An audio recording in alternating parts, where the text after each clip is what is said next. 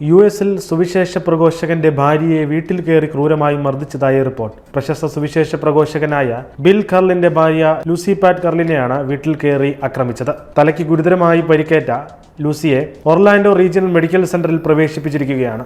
സംഭവവുമായി ബന്ധപ്പെട്ട് Ronald D Davis എന്നയാളെ പോലീസ് അറസ്റ്റ് ചെയ്തിട്ടുണ്ട്. നിരവധി കുറ്റങ്ങൾക്ക് ജയിൽ ശിക്ഷ അനുഭവിച്ച ആളാണ് ഇയാൾ. കഴിഞ്ഞ വർഷം ജൂണിലാണ് ഇയാൾ ജയിൽ മോചിതനായത്.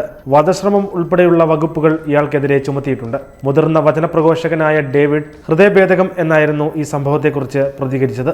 യൂറോപ്പിലെ മിഷണറിയായി 18 വർഷം ശുശ്രൂഷ ചെയ്ത ബിൽ കർലിനെ കുറിച്ചും അദ്ദേഹം പരാമർശിച്ചു. ഡോക്ടർമാർ തന്റെ ഭാര്യയുടെ ആരോഗ്യനില ഗുരുതരമായി തുടരുന്നു എന്ന് പറയുമ്പോൾ അവരോട് ബിൽ കർൽ വിശ്വാസപൂർവ്വം പറയുന്നത് ഇങ്ങനെയാണ്: നിങ്ങൾക്ക് എന്റെ യേശുവിനെ അറിയാമോ? അവൻ എനിക്ക് വേണ്ടി അത്ഭുതങ്ങൾ പ്രവർത്തിക്കും എന്നാണ്. അവർ അതിവേഗം സൗഖ്യം പ്രാപിക്കാൻ വലിയ പ്രാർത്ഥനകൾ ലോകത്തിന്റെ വിവിധ ഭാഗങ്ങളിൽ നിന്നും ദൈവസന്നിധിയിൽ ഉയരുന്നുണ്ട്.